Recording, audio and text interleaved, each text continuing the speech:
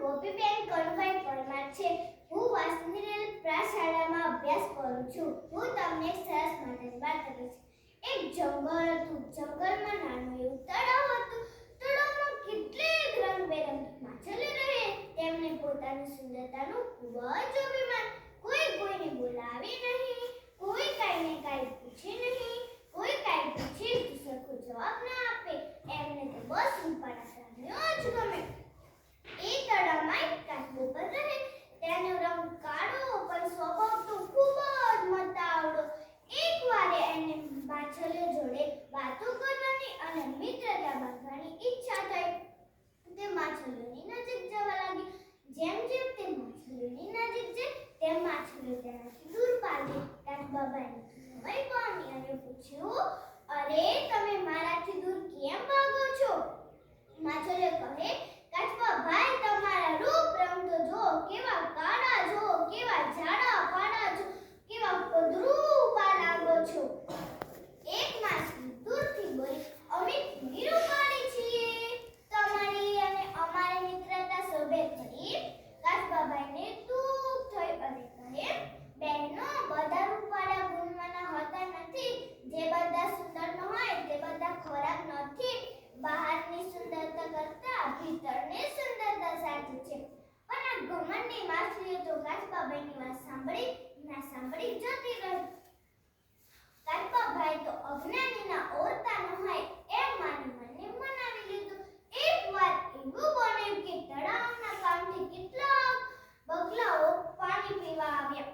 એ રૂપાળો બગલોને જોઈ પેલી રંગબેરંગી માછલીઓને થયું, કેવા રૂપાળા પક્ષીઓ છે, ચાલો ને તેમની સાથે વાતો કરીએ. મિત્રતા બાંધી માછલીઓ તો તળાવના કાંઠા તરફ જવા લાગી.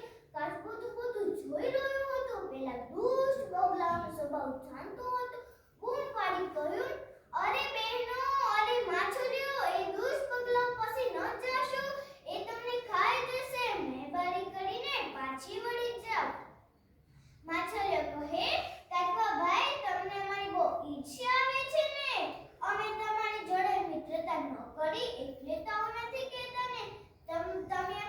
તમે અમને સમજાવો છો. અમને બધી જ ખબર છે. તમને અમને સમજાવવાની કોઈ જરૂર નથી. અમને રૂપાળા પ્રાણીઓ ગમે છે. તમારા જેવા કદરૂપા ને કાળા અને જાડા પાડા આવા પક્ષીઓ નથી ગમતા. પછી માછલીઓ તો થોડીક જ વારમાં કાચબાભાઈ પાસે બગલાઓ પાસે પહોંચી ગઈ. માછલીઓ તો બગલાઓ પાસે વાતો કરવા ગઈ હતી, મિત્રતા બાંધવા ગઈ હતી.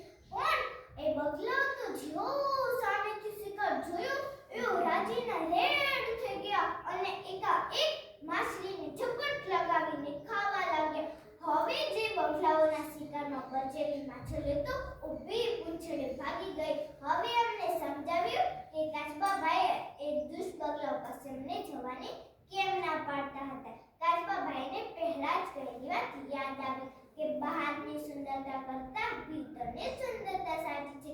બધા રૂપાળા ગુણવાના હોતા નથી.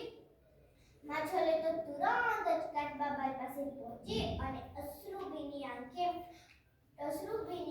વાત કરી. કાચબાભાઈ વાત સાંભળી અને પોતાની અક્ષમ્ય ભૂલ માટે સાચા દિલથી માફી માંગી. કાચબાભાઈએ ગઈ ગુજરી ભૂલી જવાનું કહ્યું. પછી તો બંને સારા મિત્રો બની ગયા. આ વાર્તા ઉપરથી આપણને એ શીખવા મળે છે કે કોઈની સુંદરતા જોઈને નહીં